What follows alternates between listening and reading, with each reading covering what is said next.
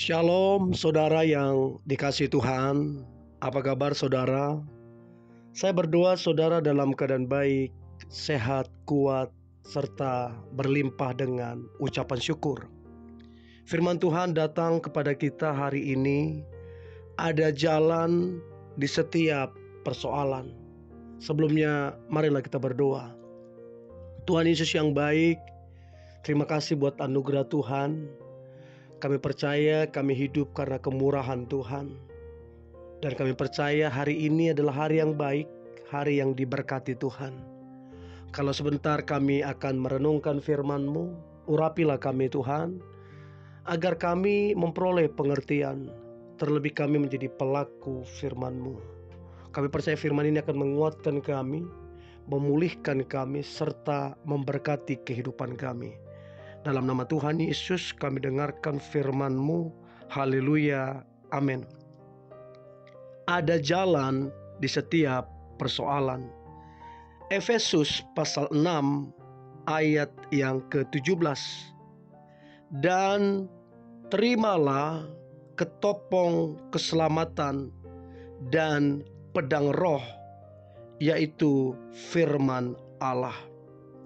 Saudaraku yang dikasihi Tuhan, setiap orang, mau orang itu berpendidikan atau tidak, mau orang itu kaya atau tidak, setiap orang pasti ada persoalan masing-masing. Tidak ada orang yang kemudian tidak lepas dari persoalan. Saudaraku, yang menjadi masalah adalah bukan pada persoalan, tapi bagaimana respon kita, cara kita menanggapi persoalan yang ada. Dalam 1 Korintus 10 ayat yang ke-13, pencobaan-pencobaan yang kamu alami ialah pencobaan-pencobaan biasa yang tidak melebihi kekuatan manusia.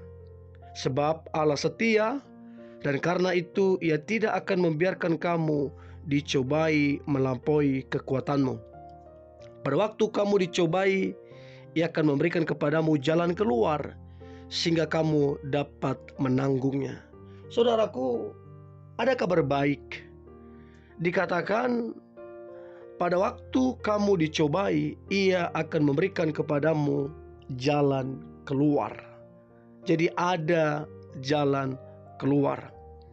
Saudaraku, saat kita hidup sungguh-sungguh dalam Tuhan, Tuhan tidak akan membiarkan kita diperhadapkan pada cobaan yang melebihi kemampuan dan kekuatan kita. Dalam setiap cobaan ataupun ujian yang kita sedang hadapi, kita mesti tahu saudara, kita mesti percaya bahwa Allah tetap setia dan akan menyediakan jalan keluar untuk saudara dan saya. Kita jangan menyerah ataupun tergoda untuk membuat jalan pintas. Saudaraku, sebagai gantinya kita bisa tetap setia dan taat kepada Allah dalam segala situasi. Jadi saudara, kita harus mengerti, harus memegang ini di dalam kehidupan kita, di mana di dalam doa Bapa kami dikatakan, janganlah membawa kami ke dalam pencobaan. Jadi saudara, ini sebuah permohonan untuk kemudian kita tidak jatuh dalam pencobaan. Tetapi sebaliknya, ketika ada tantangan, kita dikuatkan oleh kuasa Allah. Nah, perlu kita renungkan saudara yang dikasihi Tuhan, sebenarnya dari mana sih asal mula pencobaan ini? Ini perlu kita merenungkan. Kita harus mengetahui bahwa pencobaan bukanlah datang disengaja atau secara langsung dari Allah. Meskipun mungkin Allah mengizinkannya untuk terjadi. Nah, kalau kita baca Yakobus 1 ayat 13 dikatakan, karena Allah tidak dapat dicobai oleh kejahatan dan dia sendiri tidak mencobai siapapun. Bahkan dikatakan dalam Yakobus 1 ayat 14 bahwa pencobaan berasal dari dalam diri kita sendiri. Jadi saudara, ketika kita dicobai, itu kita ditarik dan tertarik oleh keinginan kita sendiri.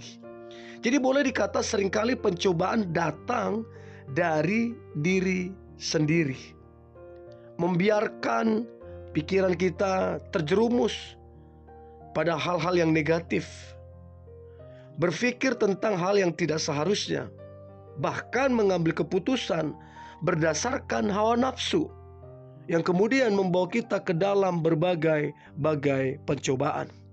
Saudara, iblis seringkali memakai situasi yang buruk atau yang tidak baik atau yang kita tidak inginkan untuk kemudian dia membuat kita gagal.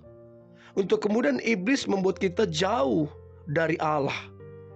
Iblis berusaha menipu begitu banyak anak Tuhan dengan godaan, dengan kenikmatan, jalan pintas. Dan berapa banyak kemudian anak Tuhan berjatuhan di sini.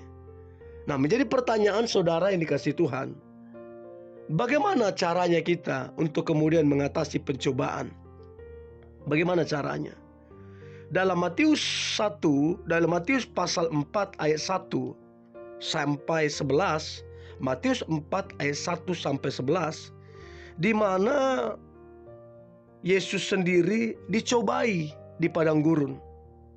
Namun Yesus memberikan contoh dan teladan kepada kita dengan berkata, ada tertulis, diikuti dengan ayat-ayat Alkitab. Jadi saudara, seharusnya kita anak Allah menggunakan juga firman Tuhan untuk menghadapi pencobaan. Untuk itu perlu kita praktekkan firman Tuhan itu. Jadi firman Tuhan bukan sekedar dibaca, bukan sekedar ayat hafalan, tapi firman Tuhan harus sampai kepada dipraktekkan. Dipraktekkan dalam menghadapi pencobaan yang terjadi. Nah, kalau kita baca setiap kali pencobaan datang kepada Yesus, dia menang atas pencobaan itu sebab Yesus memakai dasar firman. Jadi saudara, firman itu penting. Efesus 6 ayat 17. Saudara, tidak ada senjata yang lebih ampuh dalam menghadapi pencobaan selain pedang roh, yaitu firman Allah. Jadi Kolose 3 ayat 2 dikatakan, pikirkanlah hal-hal yang di atas, bukan yang di bumi. Artinya jika pikiran kita dipenuhi dengan hiburan, dunia, musik, hawa nafsu, tawaran dunia, maka gak terkejut, gak heran, pencobaan itu banyak kita hadapi. Dan seringkali kita kalah di dalamnya. Tetapi ketika kita dipenuhi oleh firman Tuhan dalam situasi apapun, maka kita akan menang melawan segala tipu muslihat si jahat. Dan kita akan berkemenangan. Jadi saudara, ingatlah, jika pikiran kita dipenuhi dengan keagungan dan kekudusan Allah, dipenuhi oleh firman Allah, maka kasih dan belas kasihan Kristus serta firman-Nya yang sempurna, yang penuh kuasa, itu akan menyertai kita, akan membawa kita kepada kemenangan. Pencobaan-pencobaan yang kita alami ketika firman memenuhi kita, menguasai kita, maka kita akan menang atas semua pencobaan dan persoalan yang sedang kita hadapi. Jadi saudaraku yang dikasihi Tuhan, apapun persoalan yang kita hadapi hari ini, apapun cobaan dan tantangan yang kita hadapi, percayalah ketika kita dipenuhi oleh firman, maka firman itu akan bekerja dan membawa kita kepada kemenangan yang begitu luar biasa. Dan saya percaya saudara dan saya akan menang menghadapi semua persoalan ketika firman menguasai kita.